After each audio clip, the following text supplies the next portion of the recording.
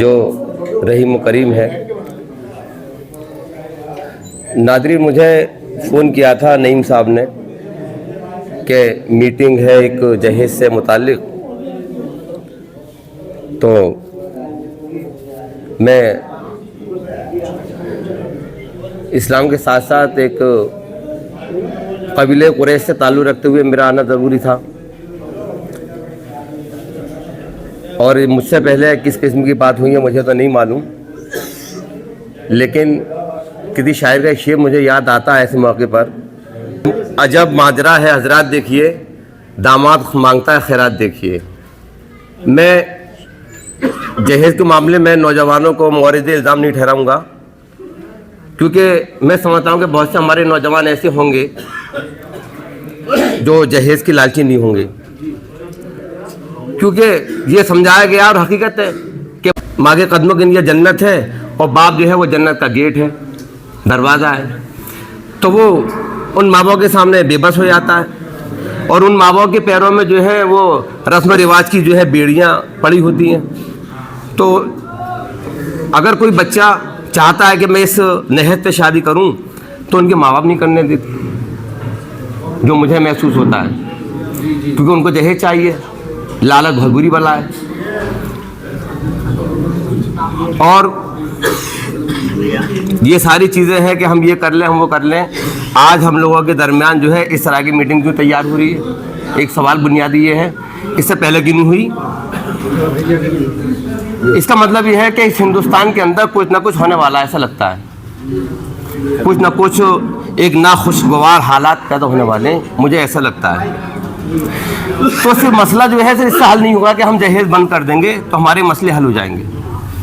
बड़े बड़े मसाइल मुँह फाड़े खड़े हैं और अभी खड़े होने वाले हैं। चलो हमने जहेज़ बंद करके दे दिया, सब कुछ कर दिया, हमारी आगे की प्लानिंग क्या है?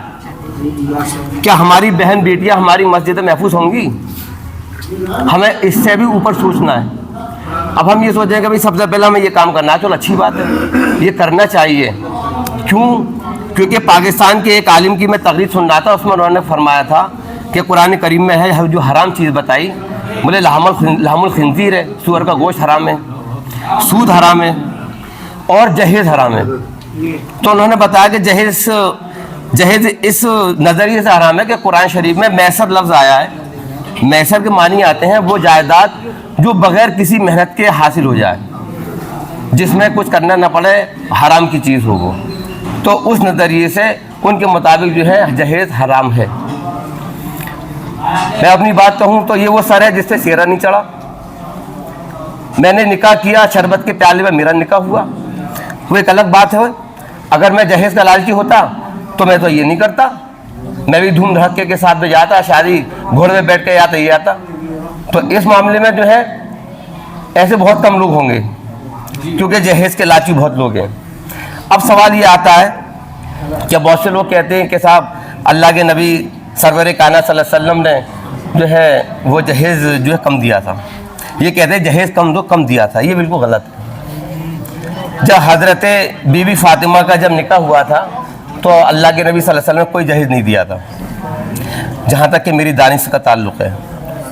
हज़रत अली की ज़िरा जो थी उसको बेचा गया था, उससे जो पैसा आया था उससे तकिया चक्की वगैरह ये जहेज़ का इंतज़ाम हुआ था।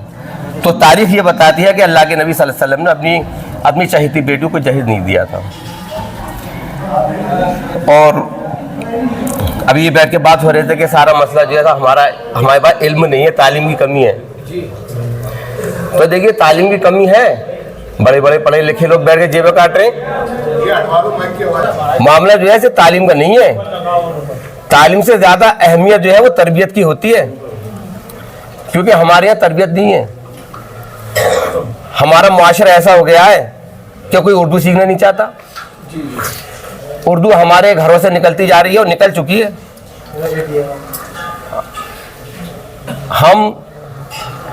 हमारी जो तहजीब है, हमारी शनाख्त है वो उर्दू से है। उर्दू कोई नहीं जानता।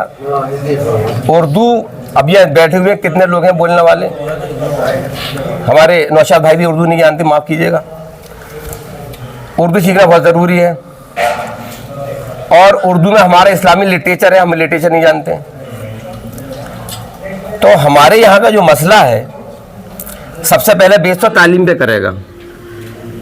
सरसी अल्लाह रहमा के बारे में बता दूं, मुझे नहीं कहना चाहिए, हो सकता है कि मुझ पर कहीं बिरादर परस्ती का इल्ज़ाम न लग जाए। सरसी अहमद खां कुरैशी थे। मैंने लोगों से कहा कि सरसी खां कुरैशी थे, तो बोले कि अब हमें आप सबूत दीजिए आप। मैंने कहा ऐसा है कि सरसी अल्लाह रहमा के मज़ार पे जाइए और उनके मज़ार पे उनकी तख्ती पढ़िए, 36वीं पुश्त नबी पाक सल्लल्लाहु अलैहि वसल्लम के ख़ानदान से मिलती है आपकी। तो हमने अपने नामों के आगे पीछे कुरैशी लगा रखा है, लेकिन हमें अफसोस की बात यह है कि हमारे वो वाले काम ही नहीं है जो कि हम फ़ख्र से कहते हैं हम कुरैशी हैं। तो अब मामला ये आता है कि जो मैंने कहा कि जहेज़ छुपा के दें कैसे भी दें, ये मामला आ रहा है कि छुपा के जहेज़ देना चाहिए। सबसे बेहतर चीज़ ये है कि सबसे पहले हम लोगों को ये सोचना चाहिए कि हमारी कोई भी चीज़ महफूज नहीं है, ना हमारे बच्चे महफूज हैं, ना हमारी इज़्ज़त व आबरू महफूज है, ना हमारी मस्जिदें महफूज हैं, और पता नहीं कब ऊपरकोट की जाम मस्जिद का नंबर आ जाए। इस चीज़ को गौर रखिए। 70 सालों से ये जो आज हालात जो तैयार हुए हैं, ये 70 सालों की ग़ुलामी न कराएं हमसे।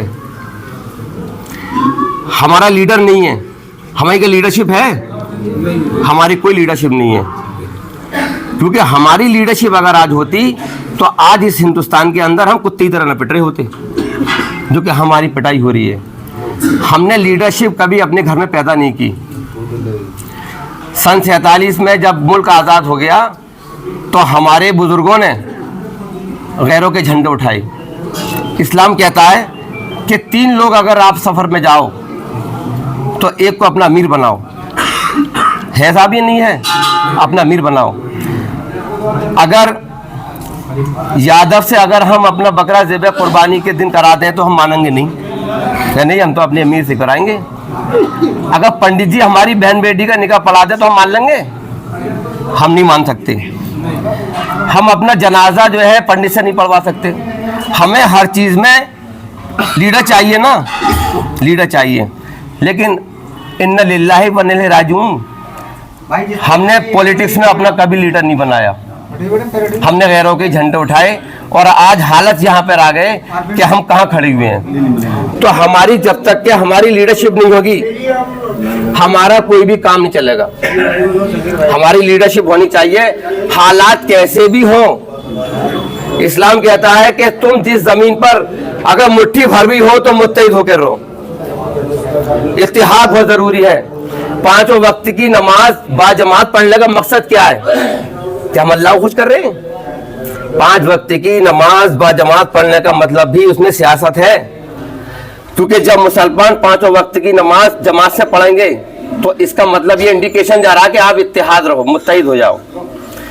हम मुत्तहिद होना हमारे लिए बहुत ज़रूरी है। अगर हम मुत्तहिद हो गए तो हमारे सारे मसले सही हो जाएंगे, जहेज भी ख़त्म हो जाएगा, हमारे कारोबार पे जो मिटाए जा रहे हैं वो भी सही हो जाएंगे, सारी चीज़ें सही हो जाएंगी।